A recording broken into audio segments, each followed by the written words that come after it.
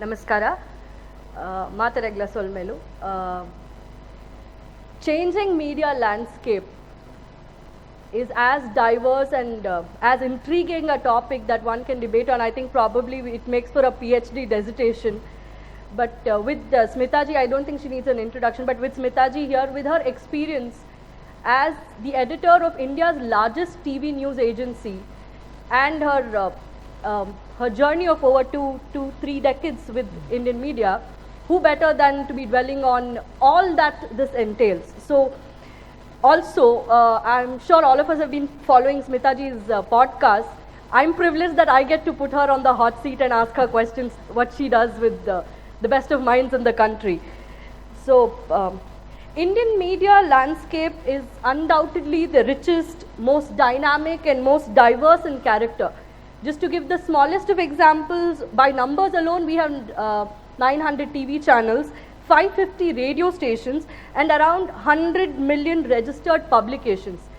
So, defining this large canvas is not really possible, but of late we've been talking about change in Indian media landscape and most pin it to 2014. To start off, do you think there has been this change only post 2014, or as we see it, was it post 2004? Because that was also when NDTV could claim to be have the largest TV monopoly, at least as far as TV news is concerned. So are there these 2 decades, 2004, 2014, and now where we are, where we see this drastic change in the landscape? Thank you, Harsha. Do call me Smita, not G. It just dates me completely. But thanks to Bharat Foundation, thanks to Mangalore Lit Fest, I'm very happy to be back in this city. You'd invited me earlier also for your thing. So as soon as the invite came, I was like, of course I'm coming. This city is where I spent my summer vacations when I was a kid. So I love this city and I'm partial to it. It remains as beautiful despite the concrete jungle that it's become, but it retains its charm. So I'm very happy to be back here. And the question that you asked me spans a whole large time span. I have been a user of media. I have worked in the media for 30 odd years, but I claim to be no expert on where the media was. I've done no studies. I'm not a teacher of the media. I'm only a user of the media. As far as television journalism is concerned, when it comes to agency journalism, there's been not much of change.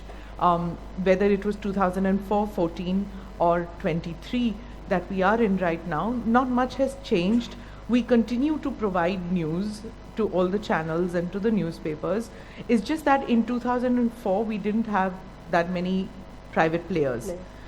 You just had Doordarshan and just about some private producers making program for Doordarshan. There weren't private TV channels. Those came in, privatization happened, and there was this plethora of regional channels which came up. So when you talk about 2014, I don't know whether you're talking about the major shift that happened as far as the ideological bent is concerned. In 2014, there was a relook in many edit rooms, in many newsrooms and television channels about how they got things drastically wrong. And there was reorientation. When it comes to 2023, there has, as you will notice, there's been a lot of changes where we are. Social media wasn't present in 2004, which is the point that you talked about. By 2014, social media had been employed to such a great extent by the person who wanted to bring about change in India. I'm talking about Narendra Modi, of course. He decided that media is not going to have the monopoly over the narrative as far as the BJP and he. So his social media campaign was what really made people relook, and especially those in the media who thought that they were the arbitrators of how people should think, how people should report, what people should report, and what audience must, how they should react to even news. So all that changed, and this was something that I think Mr. Modi decided to take social media. It was literally taking the bull by the horns. And he said, I can do, he didn't say it, but by his actions it was clear that he was going to get his message across with you, without you, in spite of you. And that's how he was with the media at that point of time. And I think many other political parties who were resisting going on social media because it was not considered the elite way of doing things. They had nurtured English media, even regional media to some extent, because when you think about Mulayam Singh Ji, when you talk about Lalu Yadav, when you talk about Mayawati, when you talk about the Tamil politicians, they had nurtured your Sun TV and your Jaya TV. These were all owned by politicians. They were, and even in Karnataka, the channels were affiliated with politicians, owned by politicians through various means. So to think that you can actually have a narrative and nobody can decide that you don't deserve to be on my channel, right? That monopoly broke in 2014. Did it really break? Like, is there a real change, or is it more of a camouflage, which if things were to change politically, say in the next decade, will be reversed to what was before, or in a different fashion probably? Because is this change more of a fence-sitter's facade, or because every channel has a right stand, a right narrative, center, right and left, so they do not want to be left out or not be seen as part of the larger doctored change, if we have to call it, or engineered change. But is this more of a temporary camouflage? Harsha, nothing is static. Media is also constantly changing, right? I think it's become more democratic now. Sorry to butt in, but when you're saying democratic, your ma'am was remembering from 2019 when she was here as, and your co-panelist Barkha, I think you were talking about is media leaning. And a few months back, I think in November, the same topic that we discussed today about changing media landscape, she's looked at Indian media as a case of diminishing freedom. But I would like to be saying, is it diminishing freedom, or is it more democratic and more accessible and more open, which is kind of not going well with those who wanted to be the eyes and ears of both Indian audiences as well as, like what we were discussing, the international media. The way the world looks at India is changing, and probably that is why these people or these media houses are not really comfortable that the whole perception game becomes more democratic. The fact that Barkha can have her own opinion, and the fact that I can have my own opinion, the fact that she has a space to give her opinion and it's accepted or rejected, and the fact that I can have my opinion and it can be accepted or rejected in a forum like this, in YouTube, in everywhere else, is a testimony to our democracy, is a testimony to the fact that even you and I on this panel can have different points of view, and we can sanely, objectively discuss this, and we can part as friends. We can, or even if we are not friends, we can have difference of opinion and still exist. That, I feel, is the strength of our democracy. Do we have fissures in our democracy? Yes, we do. Now it's up to us if we think that every fissure has to be cemented. Sometimes when there are dissonance, when there are different points of view, it's like a manthan. You know, it will give poison also, it will give amrit also. It's up to you, what you want to consume. So that I don't see is negative. Like, you may not agree with what Barkha says, or you may not agree with what I say, but we both have a point of view. She comes with an experience of 25 to 30 years of experience in television. I come from 30 years of television experience too, but I have worked for foreign media. I have seen that perspective too. I have seen how their perspective about India has changed. I know that I lost jobs. I had to make compromises in not doing certain stories and not being sent out because my point of view would not be acceptable to that television audience, Whereas she began her career with NDTV and stayed with NDTV, and her point of view was accepted. Now she could have also just said, complained about it and sat at home and not been a journalist, but she has found her niche, and she has found viewership for her channel, and hats off to her that she has continued with her profession. I am very happy that in our country, we, like in media or in academia, we have to foster different voices, different opinions, and that is what is freedom. Not having one opinion only, like in many European countries who think that they are great democracies, but where differences of religion, differences of opinions are not tolerated as much as they are in ours. In our country, tark vitark is part of our culture. We have our historical texts, our religious texts are filled with these discourses where we have intellectual debate and discussion. We don't run down another person just because they have a difference of opinion. But, to be just a devil's advocate maybe, coming from a tradition of tark, critics are often heard saying that the Prime Minister or the leadership today, which is engineering this change, is unavailable for conversation to a great extent. You were the one who had the 2019 and the longest interview with the PM. But is it, and you've also been at the target of a lot of what is trending today on Twitter, I call it the hit job and access journalism. Is this denial of this privilege that they earlier had that is upsetting media houses? Also, if you can dwell on the way things have changed as far as international media's perspective of India is concerned.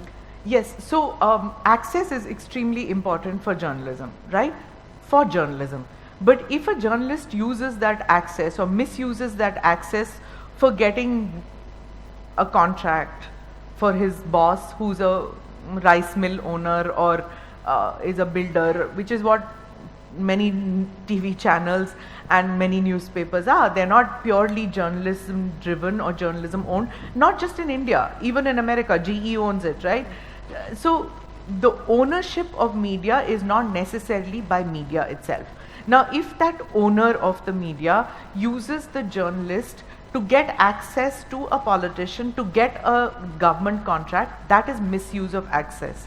Now, as far as journalist is concerned, I need access. Of course I need access. Everybody needs access in journalism. Otherwise, how do you report? The thing is that anything that I do, I need access from a policeman. If there has been a riot in a particular place, I need a response from a policeman as to what happened, how it happened. I need access from the politician to understand that what are the steps that his administration is going to take. It's not enough for me to just get the riot shots. So access is important. When you talk about the Prime Minister not giving access, no Prime Minister gives open access. That's never happened in our country. They are governed by certain rules and regulations when it comes to safety. People tend to compare it. I mean, you can keep comparing our Prime Minister and keep going backwards. For example, Jawaharlal Nehru, people could just walk up to Timurti, you could walk up and talk to him.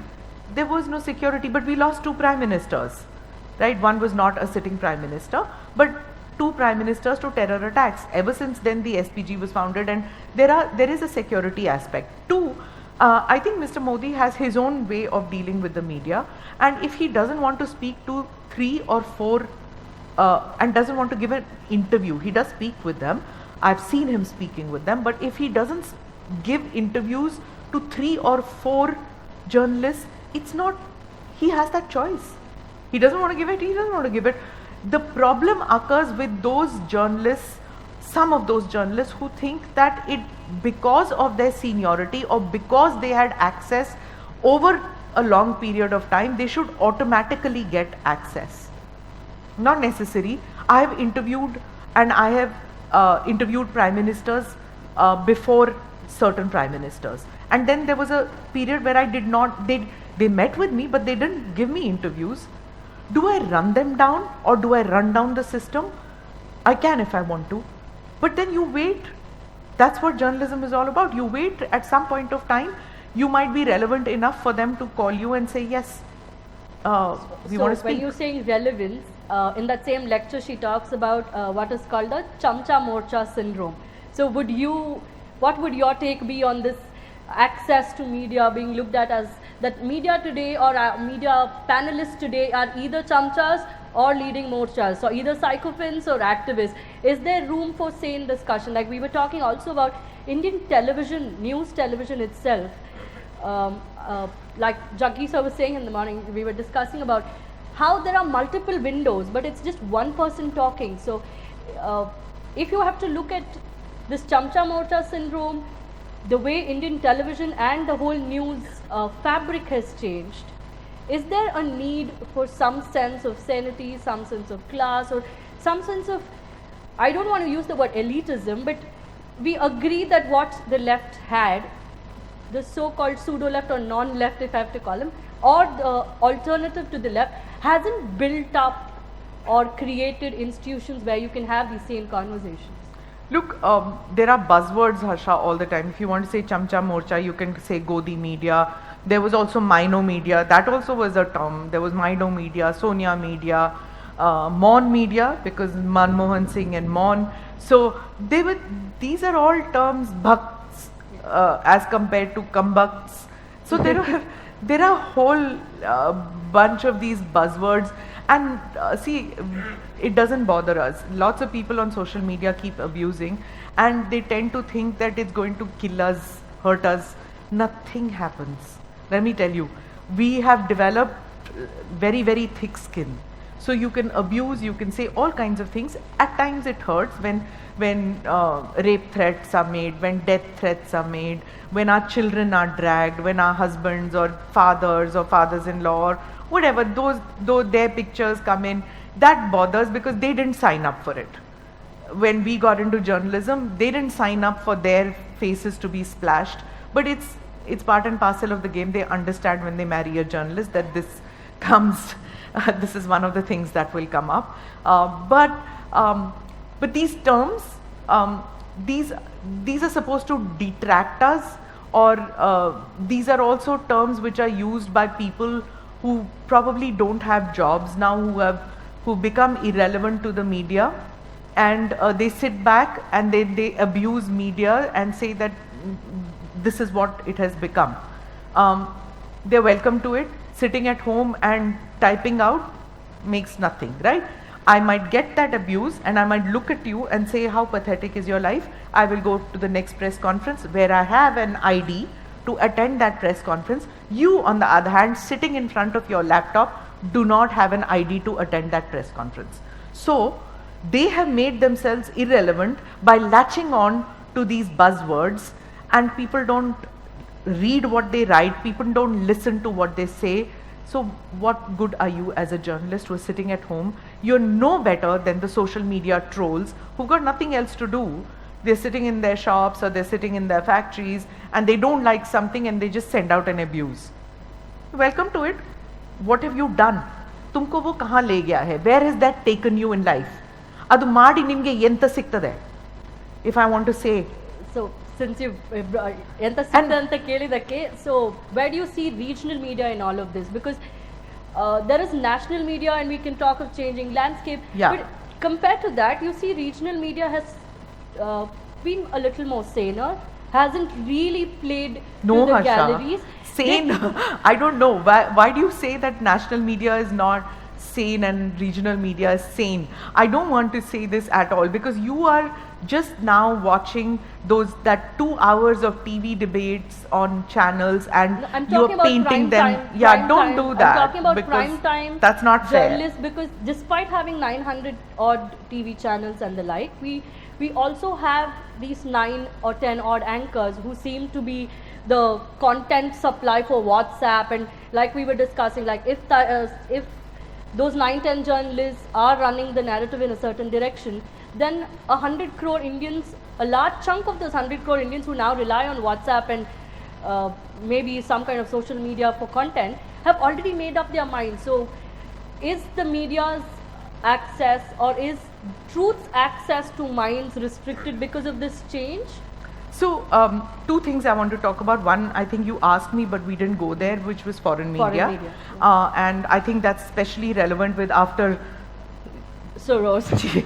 After this great man called Soros has come up with this bizarre thing that Indian democracy is at peril, and this white man sitting in America is going to sit and bring regime change in India. I don't know which century he is living in to think that he can do that. But the scary part is that he's probably already begun doing it, and he just blurted it out, or he had a written script where he was boasting about it. I think there comes a time when people don't have filters in their brain, and then they let out. But it looked more predetermined, the way he was reading it out literally. He was not even. Or he's trying to attract people to say, hey, I've got the money, and if you want to bring a regime change in India, come to me, I'll fund you. Right? So I think that signal has gone out pretty loud and clear, and I think the authorities should chase the money trail to see that who all is he funding, how is he funding, because regime change in this country must happen only through the ballot. It should not happen because certain media houses decide that that's what we want to do. Because you were talking about regional media. Believe me, if you think that only these 5 or 6 people in national media are the ones who have the narrative, no, not true. It's regional media, and don't be under the mistaken assumption that only those 5 or 6 anchors are the ones who are driving the messaging now. Increasingly, people want content in regional languages. You were talking about ANI. If I was to just tell you, I mean, it's very difficult to explain what an agency does as compared to a television channel. But I have more subscribers in Karnataka, Tamil Nadu, and Andhra, and Telangana. If I was to put together the number of channels who subscribe to the content that I put out, it is almost double as compared to the rest of the country. So the content that I do has to be relevant to the channels here, to the channels in this city, to the channels in this state, to the channels in this region. Why is that? That was not the case in 2014, not the case in 2012. The reason is because people want to listen to content which is relevant to them, and that is why YouTube is working so well. The reason is because, for example, you finish work, say you live in Mumbai, you finish work all day long, you're hanging on to your the chain in a train and coming home, you come at 7:30. After that, do you want to listen to news spoken in a foreign accent in a television channel in Noida? No, you don't.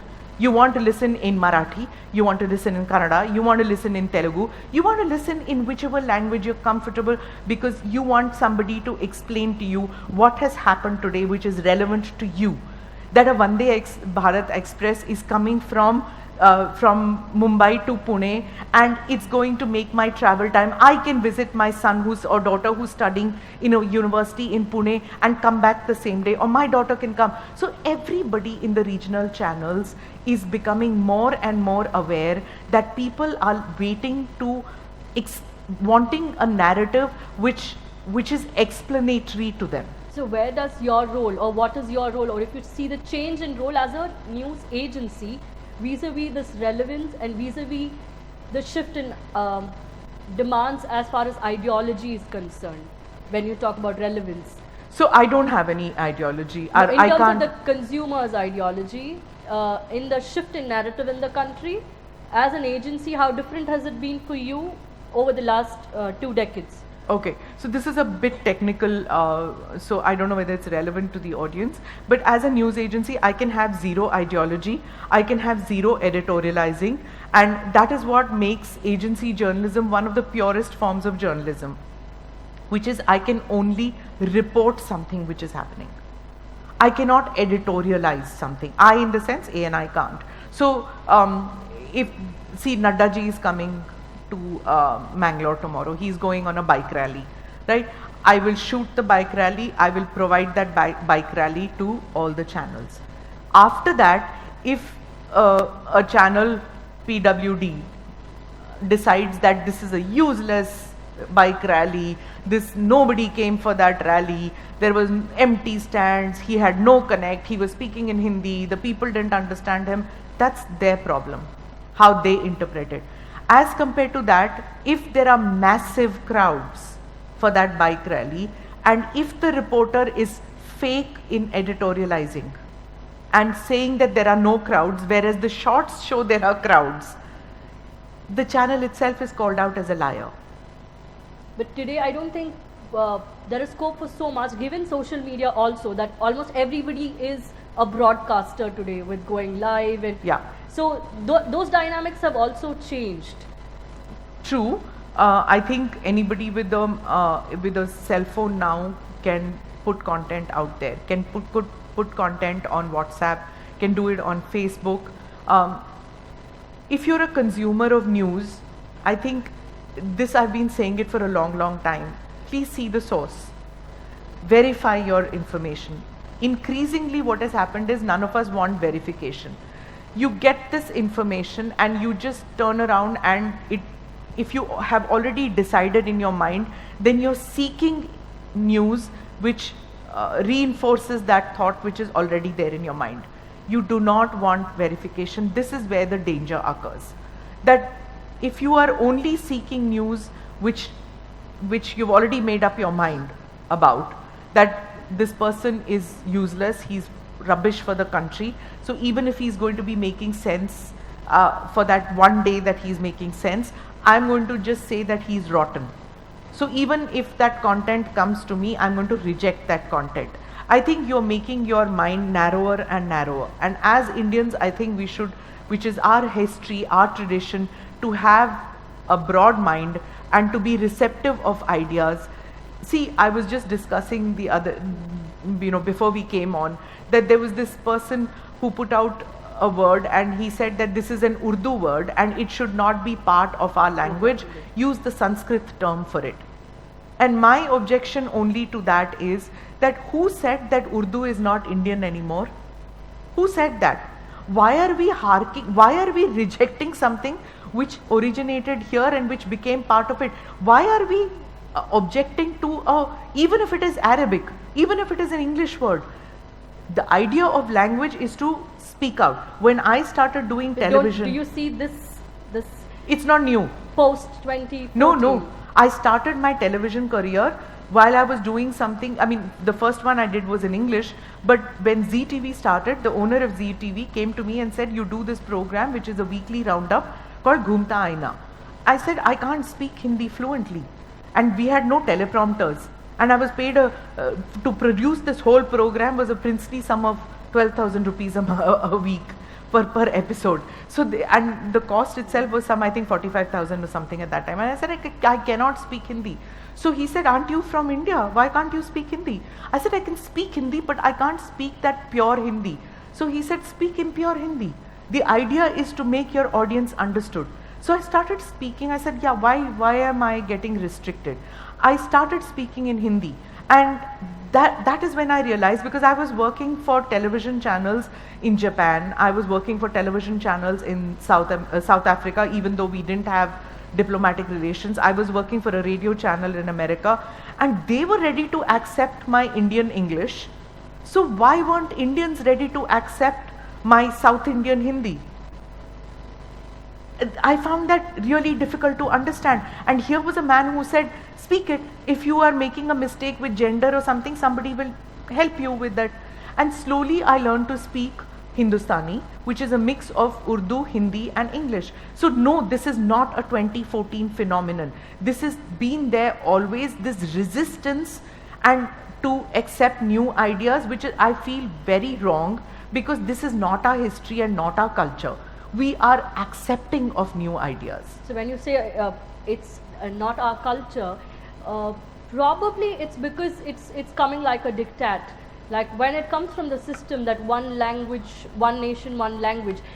When you look at something as a linked language, probably there won't be as much resistance as much as looking at it as just a one language policy, because India's cultural and linguistic fabric is completely different. If you have to compare to why a South African will accept South African Indian English from a South Indian Hindi, it's maybe because we are many mini nations within a country as far as language alone is concerned, as far as culture alone is concerned. So I think that is a much more nuanced Yeah, it's a discussion which I agree with you on that note. I also don't believe in it, but that's my personal view that I don't believe in this one language. Because Tulu is our language. It's my language too, but we hardly have strong regional Tulu media. Yeah.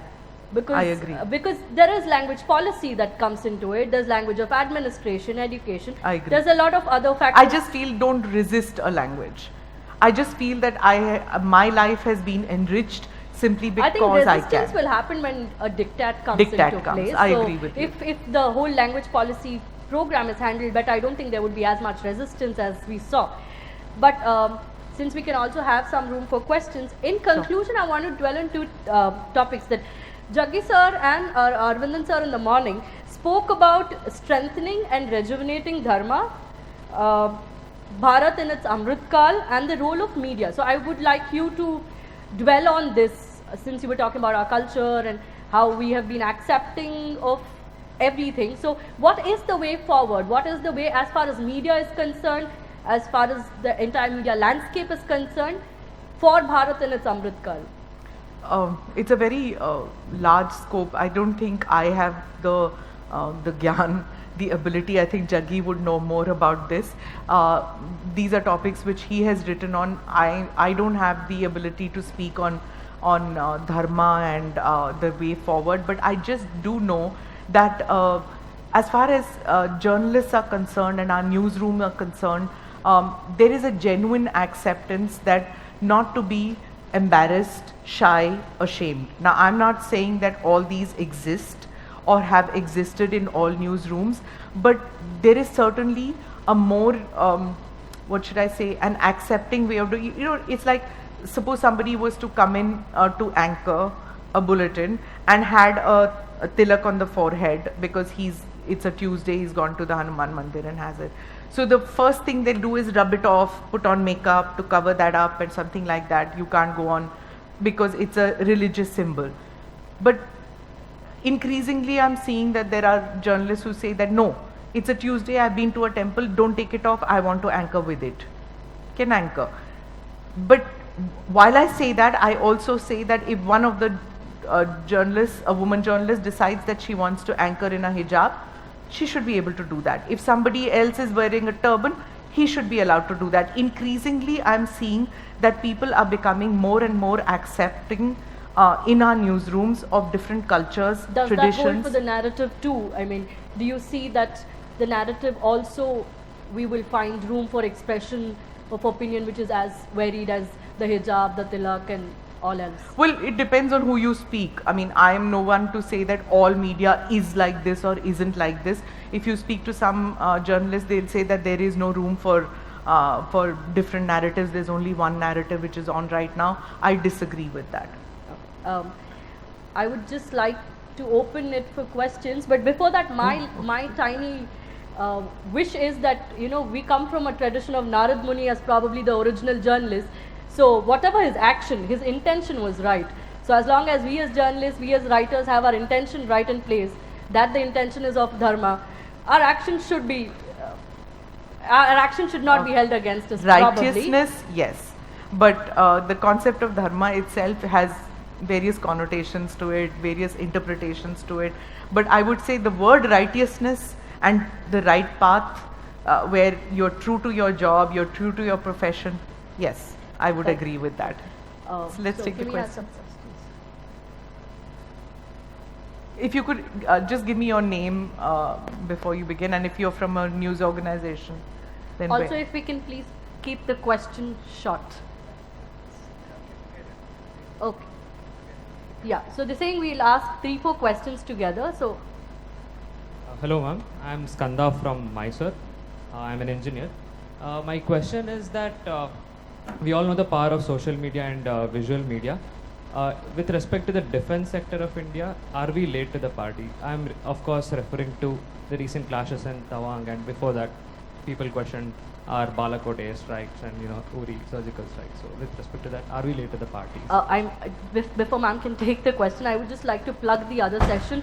I think you can have Shivarur answering this question. You have one on a session with Shivarur tomorrow with Captain Vijay Shota. So I think we can also have this question tomorrow, but yes, you can take the question. Hello, ma'am. I'm Shreyas from St. Aloysius College, Mangaluru.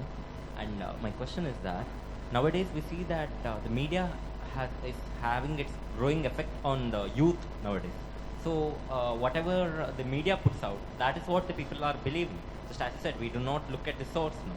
But at the same time, even now people claim to be more logical themselves, more reasonable themselves. But at times there are situations where media houses, they give 10 instincts where the people are of fraud backgrounds, and in between एक को घुसा देते हैं, like one who is genuine to when it comes to our culture or our cultural representatives. For example, Sadhguru, when they couldn't prove him wrong logically or with evidence, they some of the media houses which are more popular on YouTube, they tried to distort his image by adding his just the photo or just sarcastically mentioning him in between some frauds like Ram Rahim or many others. So how do we go about it, or how do we create awareness about it? Okay, can I just answer two quick, then we can go to the next two. On the defense sector and on Balakot, I was at speaking to some Air Force commanders, and I in fact was critical about this, that that the reaction time that we had on the Balakot strikes was something that was slow.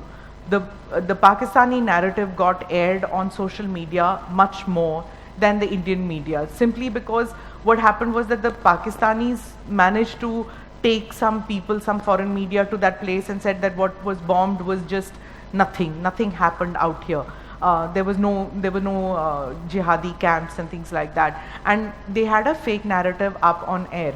By the time India reacted, it took a little time to put out that wrong narrative. But I think there were reasons why India was a little slow in doing it. It was a well thought out strategy. I think they didn't want the temperatures to rise, and they didn't want a counter strike to happen. So there must have been some strategic reason why we were late in doing that. As far as the other things are concerned, whether it is the Tawang clashes or on, it's not necessary that everything has to be videoed and put on social media. A lot of what happens in the defense side is something which happens and doesn't come out in the open. It is something that defense reporters, because they have the knowledge, they have the understanding to interpret that. That is why access to these places is restricted. As far as social media and putting wrong information is concerned, I think this is something, the pitfalls of social media. I, for one, am not for restrictions. But now there is a new social media laws which are coming into place. You can read up on that. Platforms which put fake narratives, false news, are also liable to those laws, new laws which have come into place. So I think we are going to see a little more of policing by the state as far as social media is concerned.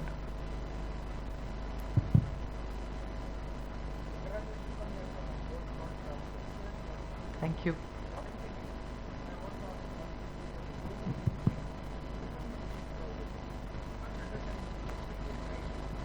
Come at 9 o'clock. Nobody gets time. Instead of that, why can't we have structured debates? In our college, we used to have structured debates where one expert speaks for 10 minutes or 2 minutes, and then each person one. Second thing is, why can't we have Al Jazeera counter narrative instead of saying New York Times has told? Why can't we have one of our own who can reach out to the world and say that this is our narrative? Okay. So one about having too many channels, I don't agree. We have many channels, which is great. The fact that you have, why shouldn't we have so many channels? If you can have No, I think one, he spoke about too many panelists. too many panelists or too many channels? Panelists, okay. Too many panelists.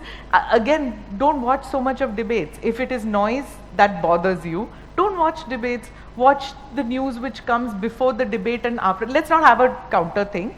What I'm trying, one second, listen, since you have asked a question, now listen in. So don't be like the debaters where you ask a question and don't wait for the answer. One thing, we need to have lots of channels. The reason we have lots of channels is because we have a thriving media in a thriving democracy. And I am so grateful that there is no restriction in our country, unlike even in America, where you have just 3 or 4 channels and people have to watch just that nonsense. Here you have regional language channels, you have national channels, English, Hindi, whatever you want to choose. That's great. Two, as far as the debates are concerned, the more you watch it, the more you're giving them ratings. Ratings is you who's switching on to watch that.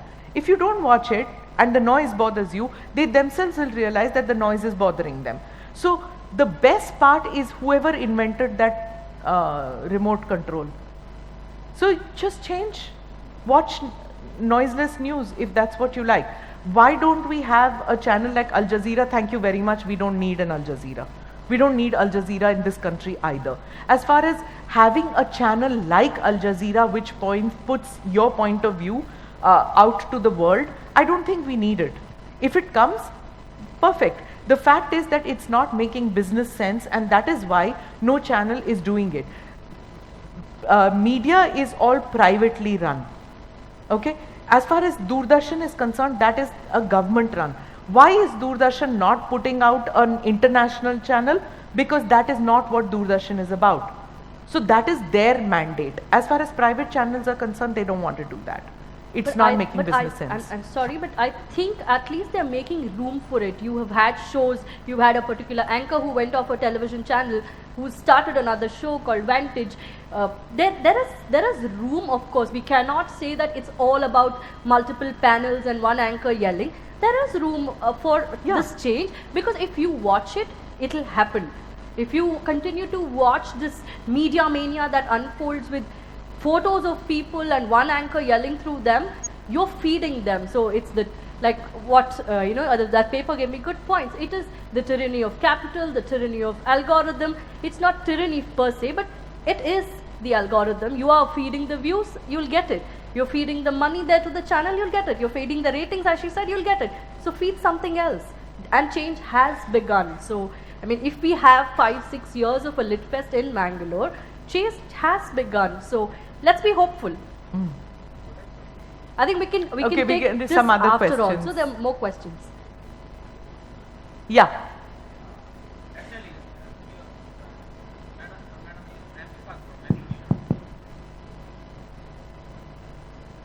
As you already told,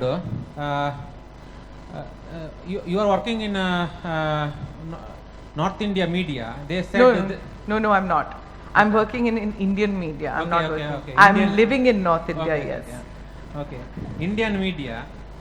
Hindi, they told that it's not South Hindi or North Indian Hindi. So they don't know because this is a Urdu word, this is a Sanskrit. That is a distinction they are trying to nowadays is happening. But they don't realize what is our word, what is their word. Example I say is. So what is your question? What's your question? Example I say is rupa, rupai or rupa. That word is there. Many one says that is a Sanskrit word, but original word is that is Dravidian urupu. Urupu. So what is your we question? can go into Get the to etymology of question. words later, but what is your question actually? That means there is nothing is other words is there. All words are ours. Yeah, fair point Fine. taken. So Okay. any All right. more Anybody because I question? think we run out of time. We So just ma'am is going to question. be around. Just give the question, quick question, and then One I'm done. last question. Yes. Yeah. ನಾನು ಆನಂದ್ ಚೇವೂರ್ ಮಾತಾಡ್ತಾ ಇರೋದು ಆಳ್ವಾಸ್ ಕಾಲೇಜಿನ journalism ವಿದ್ಯಾರ್ಥಿ. ನನ್ನ ಪ್ರಶ್ನೆ simple. ಈಗ ನಾವು journalism ಓದ್ತಿರ್ಬೇಕಾದ್ರೆ ನಮಗೆ ಎಲ್ಲ 5W ಎಲ್ಲ ಶಿಸ್ತಾಗಿ ಚೆನ್ನಾಗಿ ಹೇಳ್ಕೊಟ್ಟಿರ್ತಾರೆ. ನಾವು ಮೀಡಿಯಾಗೆ ಹೋದಾಗ ಅಲ್ಲಿ ಅವ್ರದ್ದೇ ಆದಂಥ ಕೆಲವೊಂದು ಸಲ ರಿಸ್ಟ್ರಿಕ್ಷನ್ ಇರುತ್ತೆ. ನಮ್ಮದು ಬೇಸಿಕಲಿ ಏನಂದರೆ ವಾಯ್ಸ್ ಆಫ್ ವಾಯ್ಸ್ಲೆಸ್ ಅಂತ. ಈಗ ಕೆಲವೊಮ್ಮೆ ಅವರ ಒಂದು ರಿಸ್ಟ್ರಿಕ್ಷನಲ್ಲೇ ಈ ರೀತಿ ಮಾಡಬೇಕು ಅಂತ ಮಾತ್ರ ಹೇಳಿರ್ತಾರೆ. ಈ ಸಂದರ್ಭದಲ್ಲಿ ನಾವು ಟೀಚ್ ಮಾಡಬೇಕಾಗಿರೋದು ಮೀಡಿಯಾದಲ್ಲಿರೋ ಓನರ್ಗೂ ಇಲ್ಲ ಸ್ಟೂಡೆಂಟ್ಸ್ಗೂ ಅತಿ ಹೆಚ್ಚಾಗಿ ಕೆಲವೊಂದಿಷ್ಟು conditions. Simple question. Very good question. Good question. Okay. So I also studied journalism many years ago. Rather, I studied communication, not journalism specifically. Journalism was part of it. So when I got into the profession, same way that what you're saying, that you have to unlearn a lot that you've learned. In fact, we had an entire paper on media ethics. Ethics, right? And I was like, ethics, where is this ethical, what we are doing right now? Actually have to leave a syllabus behind and You then have get to, yeah. So unfortunate, but yes, lots of us who've studied certain things, when we come to the work profession, In fact, 20 years from now, when you look back and you think that what did I learn?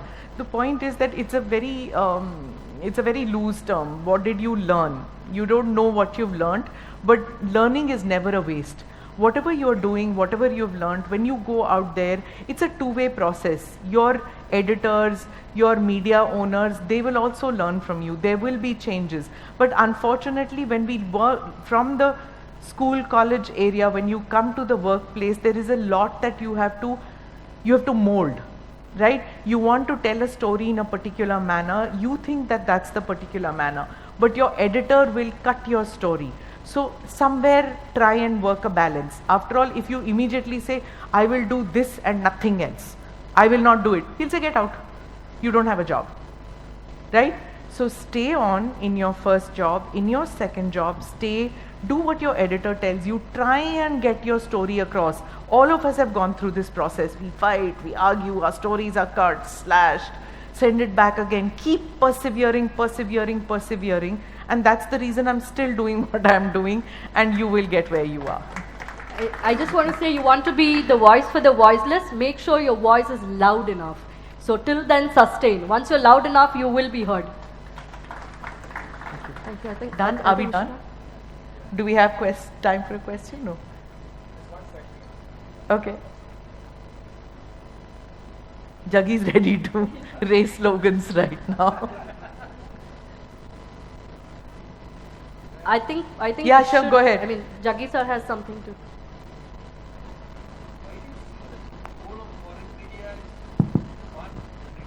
Yeah. It builds a narrative against us. I don't see any discordant voice ever there. How is it that they are so united in how they see us?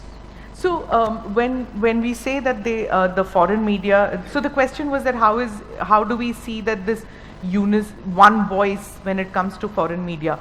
See, what is our exposure to foreign media? We tend to think, I think, 3 or 4 newspapers, Guardian, and you'll see Washington Post, New York, FT, WSJ, you'll see this as the print media. As far as television is concerned, we will tend to think of Al Jazeera and BBC.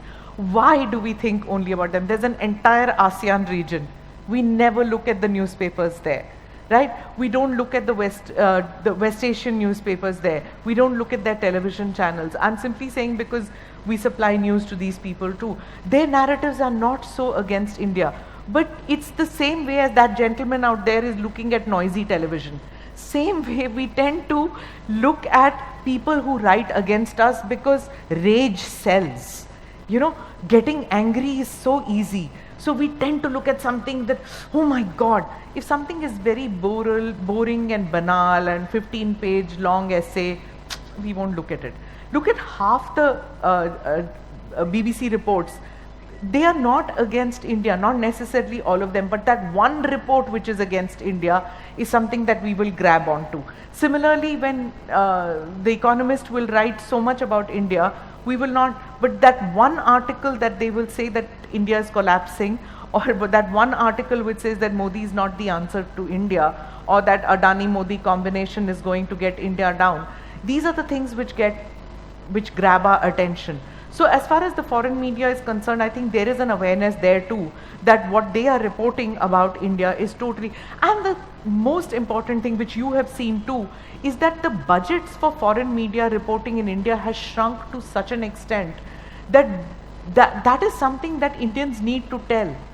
Right? If I am writing about elections in Tripura, I need to go to Tripura to do that. Otherwise, why am I writing about elections? Whereas foreign media will write about elections in Tripura without bothering to go there. Where are they getting their information from? From Khan Market? From Foreign Correspondents Club. They sit with same kind of people, you know, who talk the same kind of nonsense, and they report like that. So it is so far away from reality. This is something that needs to be said again and again by journalists. Unfortunately, those same very journalists are hanging out with those same correspondents, and they don't share the truth. I think share the lies. Same thing when Kashi corridor was happening, for example. A lot of most of its coverage was that Modi is destroying temples, Modi is destroyed Kashi. Because when I went there, I remember asking Jaggi sir, and when we went there, there was nobody there. So where were these reports coming from? Yeah. They were sitting there, and those WhatsApp journalists who were sending images were reporting, but there was no one on the ground, sir. But when you go on the ground, you see Kashi has transformed. So if you get there on the ground, probably if they have more budgets to send their people on the ground, they don't have the budget. Yeah. So it's And all we analysis. Indians, I think, are more than willing to feed into this negative idea of India that somebody else wants to. And also there's this whole that we have this very, very low self-esteem, I think, that we tend to think that the Western media's opinion about India, I know in many places that I have been with, they say that, oh, you know, when we were young, we heard something, and then we would confirm it with the BBC, whether the BBC radio has reported or not. Such low self-esteem we had about ourselves, and even till date, I think that many of us tend to confirm news from what the Western media is reporting about India. I think that's changing, and changing for the good. Well, I hope Hopefully, so, hopefully. if Soros doesn't get his way. Thank you so much for being a lovely audience, and thank you, Smita, for being Thank a you so wonderful much. speaker. Thanks. Thank you, ma'am, for delivering such an insightful and engaging session. Thank you, Harsha, ma'am, for conducting this wonderful session.